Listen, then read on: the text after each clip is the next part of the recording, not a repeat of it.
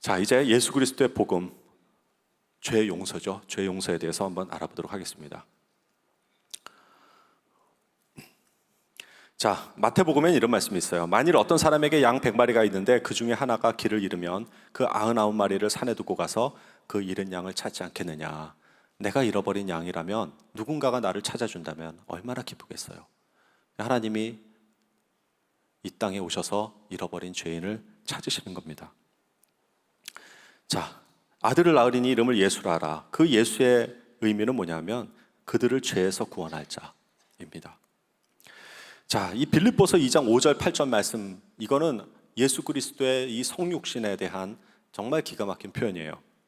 그는 근본 하나님의 본체시나, 이 예수 그리스도가 하나님의 본체시라는 거예요. 하나님과 동일한 그 동등함을 가지고 있었는데 그 동등됨을 취할 것으로 여기지 아니하시고 오히려 자기를 비워 종의 형체를 가지사 사람들과 같이 되셨고 사람의 모양으로 나타나사 자기를 낮추시고 죽기까지 복종하셨으니 곧 십자가에 죽으심이라. 이게 어떻게 보면 이게 참 잘 안 와닿는데요. 예수 그리스도의 복음을 받아들이면, 성령이 내 마음속에 오시면 이게 너무나도 감격이 돼요. 어떻게 하나님과 동등한 그분이 자기의 피조물과 같은 형체가 되어서 이 땅에 오셔가지고 우리 인간과 같이 되었고 우리 인간의 죄를 위해서 죽기까지 낮아지셨을까? 그래서 십자가에 달려 돌아가셨죠. 예수께서 신포도주를 받으신 후에 다 이루었다라고 그리고 돌아가십니다. 여러분, 패션 오브 크라이스트 영화를 보셨겠죠? 저는 그거를 2번 다시 못 봤어요. 너무나도 잔인하고 사진 몇 장만 가지고 왔는데, 지금 할 얘기가 많아서 이건 좀 건너뛸게요. 이 사진을 보면서 제가 얼마나 많이 울었는지 몰라요. 근데 예수님이 진짜 실제로 그 돌아가셨을 때는 아마 이거보다 더 잔인하지 않았을까. 그 영화로도 표현할 수 없는 그 잔인함, 그게 사실은 우리가 받아야 할 죄값이에요.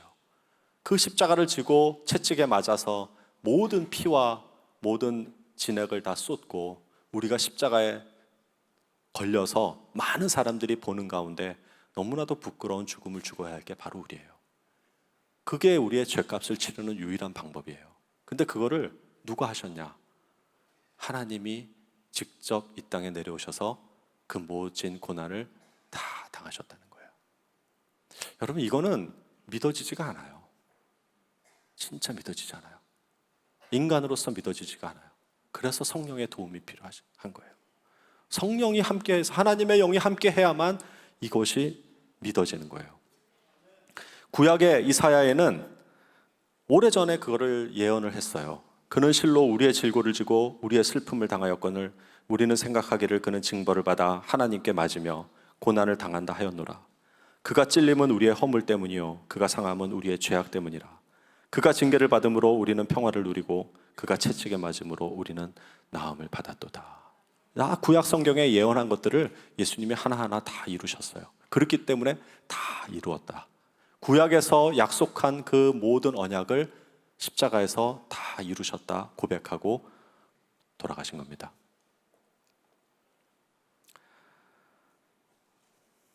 자, 우리가 욥기에서 얘기를 했죠. 욥이 자기 자신을 죄인이라고 하니까 그때 하나님이 다시 의롭다라고 인쳐주셨죠. 내가 의로운 게 아니라 하나님이 나를 의롭다 해주시는 거예요. 자, 그게 로마서에 이렇게 기록되어 있습니다. 그리스도 예수 안에 있는 속량으로 말미암아 하나님의 은혜로 값없이 의롭다 하심을 얻은 자 되었느니라. 성경에는요, 내가 의롭다라고 하지 않아요. 의롭다 하셨다.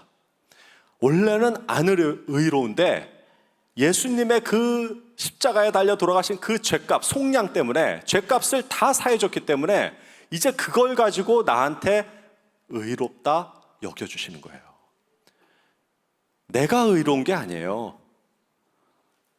이게 욥기와 아까 전에 말씀드렸던 그 선한 사마리아 비유에서 하시는 그 말씀, 그리고 오늘 두 아들에 대한 비유가 모두 우리가 의로운 게 아니에요. 다 의롭다. 아버지의 사랑으로 그냥 의롭다 품어주시는 거예요.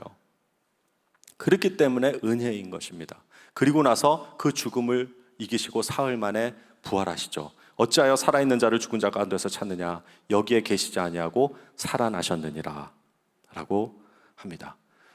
제가 죽음의 문제를 해결하기 위해서 제 나름대로는 많은 책들을 보고 많은 철학을 공부해 봤어요. 그런데 어느 문학책, 어느 철학책에도 그 죽음에 대해서 이렇게 표현한 책은 없었어요. 모두 다 죽음 앞에서 큰 벽을 느끼고 그 죽음 때문에 사랑도 갈라지고 모든 것들이 다 갈라지고 모든 것이 끝나는데, 성경만큼은 이 죽음을 호통칩니다. 예수 그리스도가 부활하신 다음에 사도 바울이 그 부활하신 예수님을 만나죠. 그리고 나서 이 죽음이 무엇인지를 안 거예요. 아, 이제 죽음의 세력은 끝났구나. 예수 그리스도의 부활로 인하여서 더 이상 죽음이 우리를 장악하지 못하는구나. 그것을 알게 된 겁니다. 우리 아까 학생들이 그 연기를 했죠. 그 검은 옷을 입은 죄가 우리를 마치 종로로 타듯이 시키는 대로 다 우리가 했는데, 예수 그리스도의 부활로 인하여서 그 죄의 사슬이 다 끊어져 버린 거예요.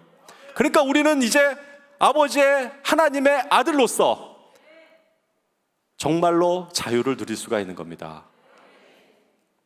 사망아, 너의 승리가 어디 있느냐? 사망아, 내가 쏘는 것이 어디 있느냐? 어떤 책이, 어떤 문학책이 이렇게 사망을 비꼬고 조롱하는 책이 있습니까? 오직 성경만이 사망에 대해서 이렇게 해요. 여러분, 이것이 베스트셀러예요. 많은 사람들이 이것을 고백을 하고요, 많은 사람들이 이것 때문에 자유를 얻고 있어요. 여러분, 이것은 그냥 허황된 책이 아니라는 것입니다. 자, 그리고 예수는 우리가 범죄한 것 때문에 내어줌이 되고 우리를 의롭다 하시기 위해서 살아나셨느니라. 우리가 의로워서 예수님이 살아난 게 아니죠. 우리가 여전히 죄인 되었을 때 예수 그리스도가 죽으심으로 우리를 의롭다 해주시는 거예요. 자, 인간은 완전할 수 있을까요? 인간은 의로울 수 있을까요? 여러분, 아니죠. 그렇기 때문에 예수님이 오실 수밖에 없었어요. 내가 의로우면은요, 예수님이 오시지 않아도 돼요. 그냥 내가 열심히 성실하게 살고 율법 다 지키면서 살면 되는데, 그게 안 되니까, 어느 누구도 그렇게 안 되니까 이 땅에 예수님이 오신 것입니다. 자, 이제 용서 마지막 예화, 조금 시간이 좀 오버될 것 같은데, 자, A가 B를 용서했다라고 하는 이 문장에 보면은 누가 의인이고 누가 죄인일까요? 자, A가 B를 용서했으면 B가 죄인이고 A가 의인이겠죠. 이 문장에는 그런 의미를 함축하고 있어요. 사실은 그렇기 때문에 우리가 용서를 못해요. 우리가 늘 다른 사람을 용서한다는 그 전제는 뭐냐면, 의인인 내가 죄인인 너를 용서하는 거야. 이게 잠재적으로 다 깔려 있어요.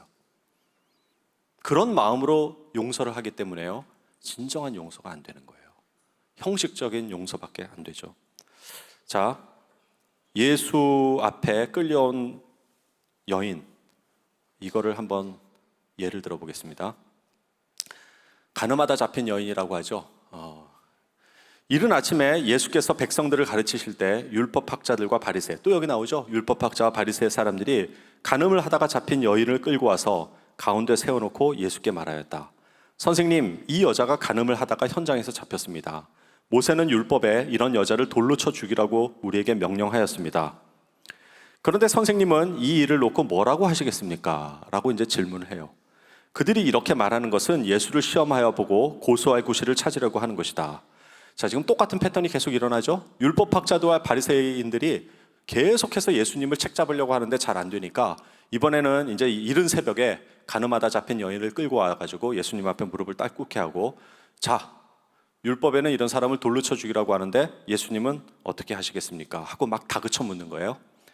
자, 왜, 어떤 근거로 지금 이 바리새인들이 얘기를 하냐면, 레위기에 이런 말씀이 있어요. 누구든지 남의 아내와 간음하는 자, 곧 그의 이웃의 아내와 간음하는 자는 그 간부와 음부, 남자와 여자를 반드시 죽일지라. 이렇게 지금 율법에 기록되어 있고요. 어떤 남자가 유부녀와 동침한 것이 드러나거든 그 동침한 남자와 그 여자를 둘 다 죽여 이스라엘 중에 악을 제할지라. 그리고 십계명에 간음하지 말지니라, 이렇게 나와요. 여러분, 간부와 음부, 남자와 여자를 모두 죽이라고 그러는데 지금 누구만 끌고 왔어요? 여자만 끌고 왔죠. 와가지고 지금 예수님에게 지금 다그쳐 묻는 거예요. 당신이라면 어떻게 하실 겁니까? 자, 이게 뭐가 문제냐면 지금 바리새인들은 어떻게 할 거냐면 심판과 사랑. 지금 예수님은 계속해서 사랑을 강조해요. 죄인들하고 세리들하고 다 지금 그 사람들을 잃어버린 자를 찾으러 왔다 하면서 사랑을 강조하는데, 근데 율법을 무시할 수가 없는 거예요. 그래서 지금 바리새인들이 책 잡은 건 뭐냐면 지금 이 상황에서 예수님이 이 심판을 선택하든 용서를 선택하든 문제가 된 것을 지금 모의를 해가지고 딱 그 사건들을 만든 거예요. 그 상황을. 자, 보세요. 예수님이 만약에 그 여자를 돌로 치라 하면은 뭐예요? 돌로 치라고 하면은 심판을 내리면은 뭐가 되냐면 사형 심판권은 그 당시에 오직 로마 사람들에게 있었어요. 이스라엘 백성들은 로마의 식민지였기 때문에. 그래서 사람을 죽이라고 말할 수가 없어요. 만약에 사람을 돌로 쳐서 죽이라고 하면 로마 병정에게 이야기하면 예수님은 이제 끌려가게 되겠죠. 그리고 예수를 죽이라고 하면 예수는 즉시 체포될 수 있는 상황이에요. 그리고 평상시에 사랑을 강조한 예수님의 말씀을 위배하는 거죠. 스스로 자가당착에 빠지게 되는 거예요. 자, 그런데 그 여인을 용서해야지라고 하면 어떻게 되냐면 예수님은 하나님의 율법을 무시하게 되죠. 그러니까 지금은 율법을 지키기 위해서 심판을 내려도 문제가 되고 자기의 말대로 용서를 하라 그래도 문제가 되는 이런 상황을 만든 거죠, 바리새인들이. 그러니까 예수님은 꼼짝없이 지금 잡히게 되어 있는 상황이에요. 자, 근데 대반전이 일어나죠. 자, 예수께서 몸을 일으켜 너희 가운데 죄 없는 자가 먼저 돌로 치라 이렇게 얘기를 하셔요. 그리고 나서 몸을 굽혀 다시 땅에인가 무엇을 쓰셨다. 이 말씀을 들은 사람들은 양심의 가책을 느껴 나이가 많은 이로부터 시작해서 젊은이까지 하나하나 돌아가고 마침내 예수와 여인만 남게 됐습니다. 여러분, 돌을 지금 하나씩 다 들고 있어요, 사람들이. 그리고 지금 예수에게 계속 다그쳐 묻는 거예요. 지금 어떻게 할 겁니까? 돌로 쳐야 됩니까? 막 다그쳐 물으니까 예수님이 탁 쳐다보고 죄 없는 자가 먼저 쳐. 나를 딱 쳐다보는데 만약에 내가 이거를 갖다가 돌을 딱 던지면 어떻게 돼요? 사람들이 다 나를 쳐다보면서 네가? 네가 죄가 없어 이놈아? 지금 그게 두려운 거예요. 지금 돌을 들었는데 던지지를 못하는 거예요. 예수님 뭐라 그랬으니까? 죄 없는 자가 치라 그랬으니까. 가만히 보니까 내가 죄가 있거든요. 그러니까 나이 많은 사람부터 나이 적은 순서대로 다 가게 돼요. 여기 참 재밌죠? 왜 나이 많은 사람부터 그렇게 가? 나이 많은 사람들이 죄도 많은가 봐요. 여기 우리는 다 가고 애들은 좀 나중에 가겠죠? 자, 그 다음에 예수께서 몸을 일으켜 여자에게 말씀하셨다. 지금 다 가고 둘만 남았죠. 여자여, 사람들이 어디 있느냐? 너를 정죄한 사람들이 어디 있느냐?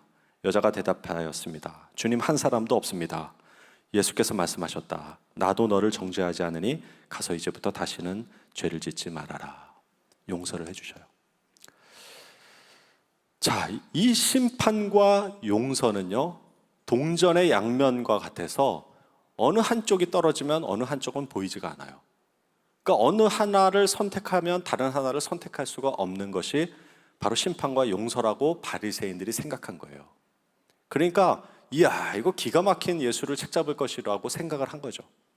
근데 예수님은 어떻게 했냐면 이 심판과 용서를 하나로 만들었어요. 그러니까 용서가 이 심판을 포함한 거예요. 여러분, 그거 어디서 볼 수 있어요? 여기 그렇죠. 심판을 하시죠. 너희 가운데 죄 없는 자가 먼저 돌로 치라 그러잖아요. 그 돌로 치라고 계명에 나와 있으니까 돌로 치라고 얘기한 거예요. 근데 조건을 달았죠. 죄 없는 자가 먼저. 그러니까 이 자체는 심판을 하신 거예요.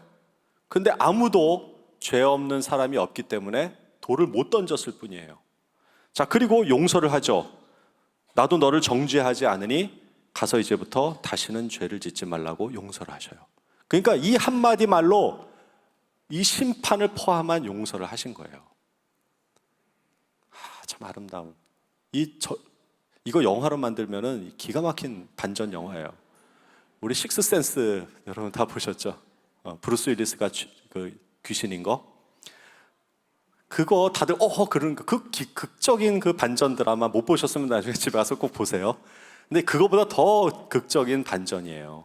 참 예수님의 지혜가 심판을 포함한 용서로 한 여인을 용서하신 겁니다.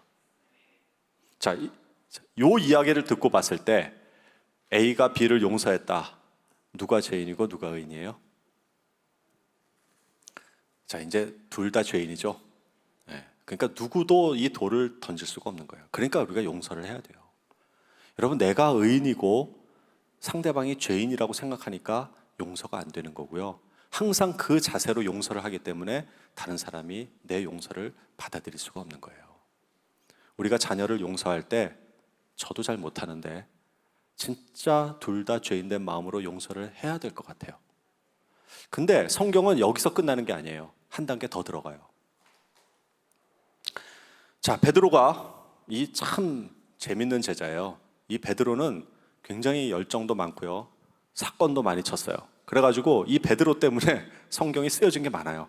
이 정말 천방지축이었던 베드로를 교육하느라고 굉장히 많은 것을 남겼어요. 단언컨대 여기 있는 분들보다 베드로가 더 낫다고 볼 수가 없어요. 자, 그 베드로가 예수께 와서 물었습니다. 베드로님 죄송합니다. 제가 그런 의도로 한 건 아닌데 주여, 제 형제가 제게 죄를 지으면 몇 번이나 용서해야 합니까? 7번까지 하면 됩니까? 라는 질문을 해요. 이 질문 내에 가만히 들어보면 진짜 용서에 대한 거를 물으려고 하는 겁니까? 내 의를 드러내고 있습니까? 네, 내 의를 드러내고 있는 거예요. 베드로는 그런 거 잘했어요. 내 의를 드러내려고. 그리고 저를 주님의 좌편에 앉아 주십시오. 하여튼 그런 요구들을 많이 했어요. 그러니까 이제 뭔가 이렇게 상황이 그 당시에 자기의 의를 딱 드러내려고 하는 그런 상황이었던 것 같아요. 그러니까 예수님이 대답을 하신 거죠. 내가 너희에게 말한다. 7번만 아니라 70번씩 7번이라도 용서해야 한다. 이렇게 얘기를 하죠. 예수님은 그거 간파한 거예요. 너 네 의를 또 드러내고 있구나. 야, 7번 가지고 될 게 아니라 7번이라도 해야 돼. 그러면서 요 비유를 들어서 말씀하십니다. 잘 보세요. 베드로에게 하는 얘기예요. 그러므로 하늘나라는 마치 자기 종들과 빚을 결산하는 주인과 같다. 주인이 결산을 시작하자 1만 달란트 빚진 사람이 주인 앞에 나왔다. 그는 빚 갚을 돈이 없어 주인은 그에게 그 자신과 아내와 자녀와 전 재산을 팔아 갚도록 했다. 여러분, 1만 달란트 한 사람이 주인 앞에 와가지고 그 갚을 능력이 없었어요. 그러니까 너 거 다 팔아가지고라도 갚아, 이렇게 얘기를 한 거죠. 종이 왕 앞에 무릎을 꿇고 간청을 했어요. 조금만 더 참아주시면 모두 갚아드리겠습니다. 주인은 그 종을 불쌍히 여겨서 그를 놓아주고 빚을 탕감해 주었다. 여러분, 이거 1만 달란트 빚진 비유예요. 자, 그런데 그 종은 밖에 나가서 자기에게 100데나리온, 이 100데나리온은 100일치 급여, 그러니까 하루에 10만 원 정도 하니까 100일이면 한 1000만 원 정도 빚진 사람이죠. 그 동료를 찾아내가지고 동료의 멱살을 잡으며 너 빚진 돈을 갚아라 라고 했다. 그의 동료가 무릎을 꿇고 애걸했다. 조금만 참아주게, 내가 다 갚겠네. 그러나 그는 참지 못하고 가서 빚을 다 갚을 때까지 동료를 감옥에 가두어 버렸다. 이 일을 본 다른 동료들은 너무나도 기가 막혀서 주인에 가서 이 일을 낱낱이 일러 바쳤다. 그러자 주인은 그 종을 불러서 말했다. 이 악한 종아, 내가 나에게 애원하기에 내가 내 빚을 모두 없애주었다. 내가 너를 불쌍히 여긴 것처럼 너도 내 동료를 불쌍히 여겼어야 하지 않겠느냐? 그 주인은 화가 나서 그 종을 감옥 관리인에게 넘겨주며 빚진 것을 다 갚을 때까지 감옥에 가뒀다.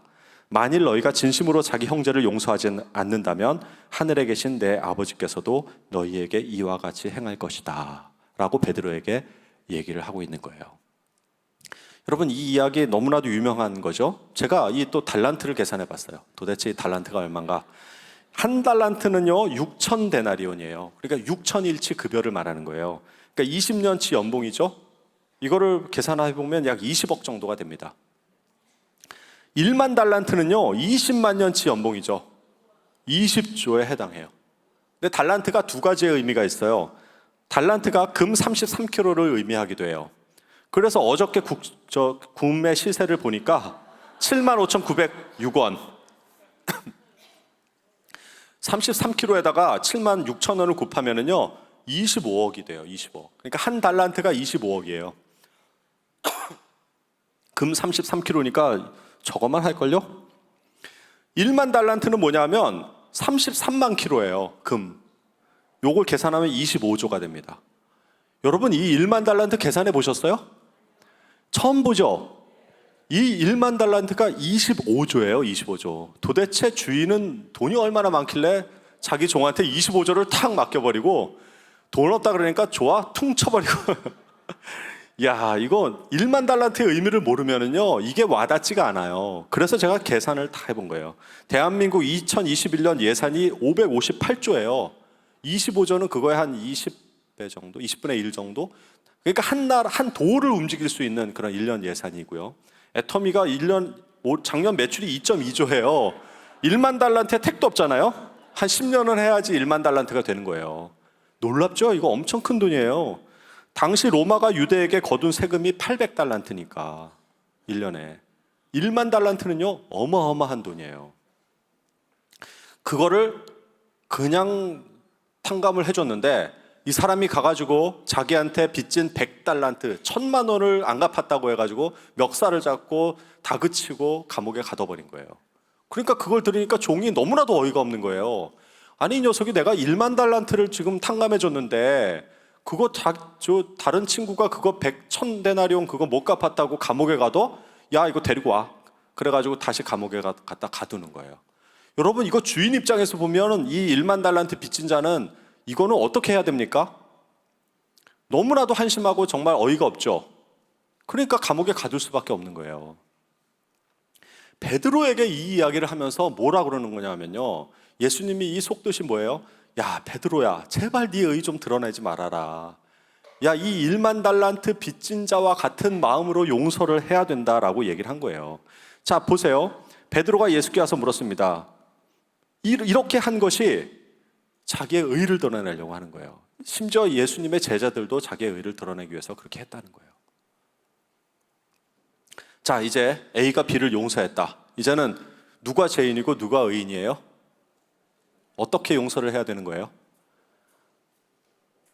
1만 달란트 빚진 자가 1000데나리온 빚진 자를 용서하는 마음으로 용서해야 된다는 거예요. 이게 진짜 예수님이 가르쳐주는 용서예요. 여러분 우리는 근데 그렇게 안 해요. 항상 내가 의인이고 너가 나한테 잘못했는데 내가 그거 용서해 주는 거야. 그 마음으로 용서하기 때문에 용서가 안 되는 거예요. 성경에서 말하는 용서는 같은 죄인이 죄인을 용서하는 정도가 아니라 너는 1만 달란트 빚진 자인데 내가 탕감을 해줬어. 그렇기 때문에 1000달란트 너에게 빚진 사람에게 용서해주는 그 황공한 마음으로 그 사람을 용서해줘야 돼. 이렇게 얘기하는 거예요. 여러분 이 1만 달란트의 의미는 우리에게 새로운 생명을 주신 거잖아요. 내가 죄 가운데 죽어야 되는 그것을 값으로 표현할 수 없기 때문에 너무나도 큰 그 돈의 1만 달란트라고 하는 상징적인 비유를 한 거예요. 그것이 지금으로 말하면 20조가 아니라 너무나도 큰, 지금으로 말하면 이 억만조에 해당하는 그거를 탕감을 해줬다고 표현하는 거예요.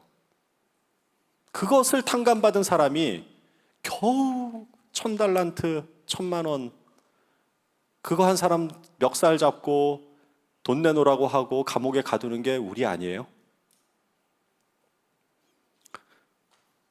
여러분 용서의 개념을 바꾸시는 거예요. 의인은 이게 항상 나는 의인이에요. 나는 의인. 죄인에게 베푸는 것이 아니라 그런 마음이 아니라 나는 엄청 큰 죄인데 그걸 탕감받았으니 다른 사람에게 조건 없이 용서를 해야 된다는 거예요. 이게 복음이 주는 예수 그리스도가 이 땅에 오셔서 십자가에 달려 돌아가시고 우리를 구속한 그 이유가 되는 거예요. 자, 잘 보십시오. 이거 잘 들으셔야 돼요. 나중에 딴소리 하시면 안 됩니다. 십자가가 의미하는 것은 뭐냐면 우리는 십자가의 사랑만 이야기하죠. 십자가의 용서만 이야기하는데 엄밀히 말하면요, 십자가는 심판이 있어요. 아까 말씀드린 대로 우리는 우리의 죄값을 치르기 위해서 십자가를 지고 골고다에 올라가서 채찍에 맞고 모든 것을 다 진액을 쏟아가지고 달려 죽어야 되는 게 우리의 죄의 운명이에요. 그런데 그것을 우리 한 사람 한 사람에게 그걸 다 죽음을 전가시키지 않고 하나님이 독생자 예수 그리스도를 보내서 그 예수에게 모든 진노를 다 쏟으신 거예요. 그리고 십자가에 달려 돌아가시게 하면서 거기에 하나님의 진노를 다 쏟으신 거예요. 하나님의 진노를 우리에게 쏟으면 우리는 살아남지 못하기 때문에 우리에게 진노를 쏟지 않으시는 거예요. 그리고 하나님과 동등한 예수 그리스도께서 이 땅에 오셔가지고 종처럼 낮아지셔서 인간의 형체를 하고 그 진노를 다 받으신 거예요. 그게 십자가 사건이에요. 어마어마한 심판이 그 십자가에서 내려진 거예요. 그렇기 때문에 예수님이 그거를 몸으로 다 감당하시면서 다 이루었다 하고 하신 거예요. 그러니까 이거는 용서만 보기에는 너무나도 끔찍하고 너무나도 비참한, 우리가 그 골고다 언덕에서 그걸 봤다면은요, 우리가 감히 여기에 있지도 못해요. 머리를 들 수가 없는 그 심판을 하나님이 예수에게 다 쏟아 부으신 거예요. 그렇기 때문에 이 십자가는요, 그 값싼 용서가 아니에요. 어마어마한 그 심판을 함께한 용서고 그 심판을 통해 가지고 우리를 의롭다 하시는 거예요. 그런데 자, 이 사랑을 받았는데 우리가 그 장면을 갈보리 언덕에서 목도를 했다면 다른 사람을 용서하지 못할까요? 그러니까 우리는 다른 사람을 용서할 수도 있고 용서하지도 못할 수도 있어요. 자, 그런데 하나님은 이 심판을 거기서 끝내신 게 아니라 거기서는 죄의 심판을 하셨고요, 사단을 심판하신 거고 우리에 대한 심판은 밀어놓으셨어요. 그래서 내가 용서를 못하면은 마지막 때 심판을 하신다 그래요. 그리고 내가 타인을 용서하면은 완전한 용서를 받을 수 있는 거예요. 여기 보면은 각 사람의 행위대로 심판하시는 일을 너희가 아버지라 부른즉, 성경에는요 행위대로 갚아주신다는 표현이 얼마나 많은지 몰라요. 근데 우리가 그거 잘 눈여겨보지 않습니다. 아니, 그러면 우리가 행한 거에 의해서 구원을 받습니까? 그 얘기가 아니에요. 이미 예수님은 우리의 죄값을 2000년 전에 갈보리 언덕에서 십자가에 달려 죽음으로써 우리의 죄값을 다 사했어요. 죄에 대한 심판은 다 끝났어요. 우리의 행위에 대한 심판을 나중에 하신다는 거예요. 그렇기 때문에 우리가 구원받은 우리가 막 살 수가 없는 거예요. 여러분, 이 심판이 미루어지지 않았다면, 행위대로 심판을 하지 않는다면 우리 막 살아도 돼요. 왜? 구원받았기 때문에. 여러분, 이 논리는 잘못된 거예요. 내가 구원받았으니까 어떤 죄도 나를 다시는 장악할 수가 없기 때문에 막 살아도 된다고 생각하면요, 그거는 잘못된 거예요. 행위대로 심판하시겠다 약속하셨어요. 자, 여러분 지금 마음속에 돌을 들고 계시죠? 이 돌을 들고 계시다면 이제 좀 내려놔야 돼요. 너희가 사람의 과실을 용서하면 너희 천부께서도 너희 과실을 용서하려니와 너희가 사람의 과실을 용서하지 아니하면 너희 아버지께서도 너희 과실을 용서하지 아니하시리라. 성경에 기록된 겁니다. 이 돌 들고 있다면 내려놓으세요. 그리고 1만 달란트 빚진 마음으로 다른 사람을 용서해 주셔야 됩니다. 누가 누구에게 불만이 있거든 서로 용납하여 피차 용서하되 주께서 너희를 용서하신 것 같이 너희도 그리하리라. 여러분, 그래서 성경은 값싼 용서가 아니에요. 너무나도 큰 값을 치르고 주신 용서기 때문에 우리가 다른 사람을 용서 못하면은 그 행위대로 나중에 갚아주신다고 하십니다. 자, 마무리하려고 합니다. 인간은 의로울 수 있을까요?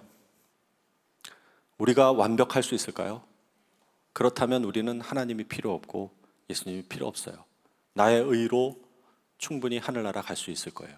그러나 어느 누구도 이 의로움에서 의로움을 가질 수가 없어요. 어떤 사람도 율법의 의로움을 다 지킬 수가 없어요. 그렇기 때문에 우리가 용서를 받은 거예요. 그렇기 때문에 다른 사람을 용서를 해야 됩니다. 이것이 십자가가 우리에게 주는 메시지예요. 우리가 어떻게 살아야 될지 하나님께서 우리에게 주시고자 하는 메시지인 것입니다.